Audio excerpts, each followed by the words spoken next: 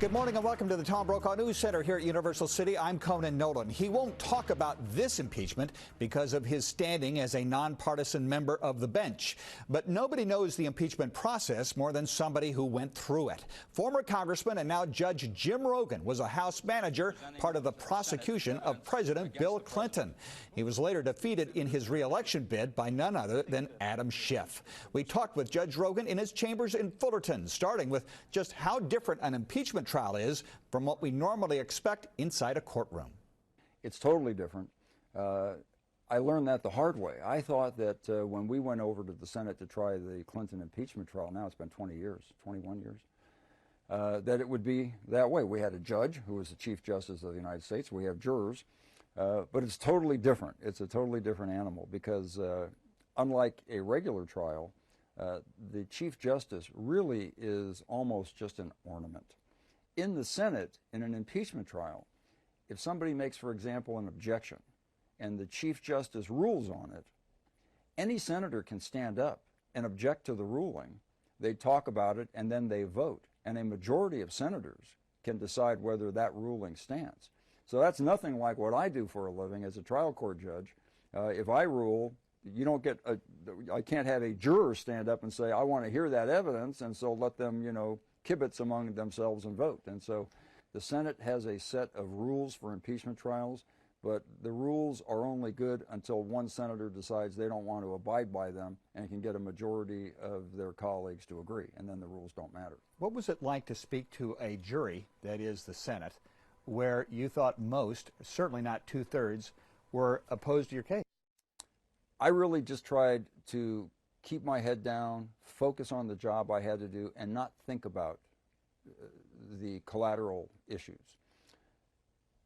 But I was also mindful every time I stepped up to the microphone and I watched that robotic camera over the front door of the Senate spin into place and turn on me, that I'm trying a case where the President of the United States is my defendant, the Chief Justice of the United States is my judge, 100 U.S. senators are the jury, and I'm on live worldwide television, and that robotic camera reminds me every time I open my mouth, if I say something stupid, my great-grandkids are going to get to watch it on the History Channel. Other than that, there was no pressure. I remember when Chief Justice Rehnquist recognized me for the first moment and called upon me to begin my 2-hour opening statement, and I was going to lay out the entire case for perjury. Momentarily, I blanched. There was just this moment. And what happened was, when I remember, I looked up from my notes, and the first person I could see off to my right, sitting in his seat about halfway down the aisle, looking at me very intently, was Teddy Kennedy. And I had this flashback to May 16th, 1971, when I cut class in the 7th grade to stand outside one of your competitors in San Francisco, KGO, the ABC affiliate station, at 6:30 in the morning, because I heard Teddy Kennedy was going in there for an interview to get his autograph. And I got an autograph, and he posed for a picture, and off he went.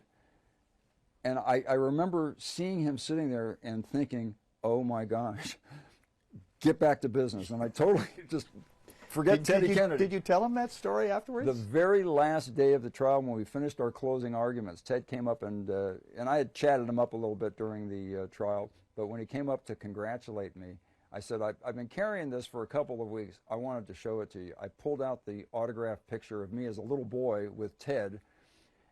He couldn't believe it. He dragged me around the Senate floor for an hour showing that picture to every one of his colleagues. Phil Graham, I remember from Texas, looked at it and he said, well, Rogan hasn't changed much, but Jesus, Ted, what the hell happened to you?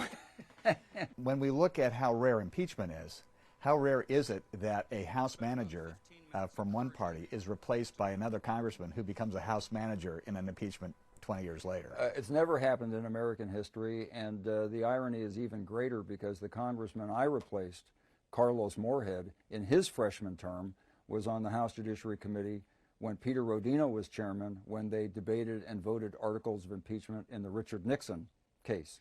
So it went from Moorhead in the impeachment trial, in the Nixon impeachment, to me in the Clinton impeachment, and Congressman Schiff replaced me, and so now he's involved in the current impeachment. And the irony has been lost on everybody except for probably Adam, myself, and the spirit of Carlos Moorhead. How consuming was that episode? It became progressively more consuming. And I don't know what's going to happen in the current impeachment and trial. I can only tell you, in our experience, the Senate unanimously did not want us over there trying the case. They made it very clear to us. Trent Lott, the Republican majority leader at the time, tried to move heaven and earth and tried to entreat us, beg us, bully us to make it go away. They didn't want it. They didn't want it. They wanted this thing done. They wanted us off the books, and they wanted the acquittal registered.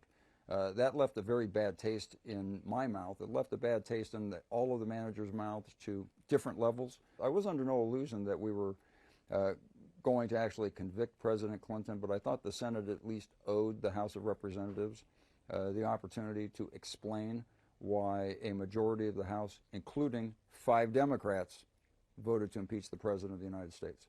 I've never quarreled with the Senate in 21 years for their verdict, because that's their prerogative. My quarrel with the Senate back then, and to the extent I think about it today, was with the procedural shenanigans and hoops that they made us jump through. What do you hope comes from all this? Oh, the Republic survives. I mean, the Republic survived the Nixon impeachment. It survived the Clinton impeachment. And even more importantly, the Republic survived my serving 4 years in the United States House of Representatives. We're in good hands. Judge Jim Rogan, thank you very much for Thanks, taking the time. Great to see you. Nice to see you again.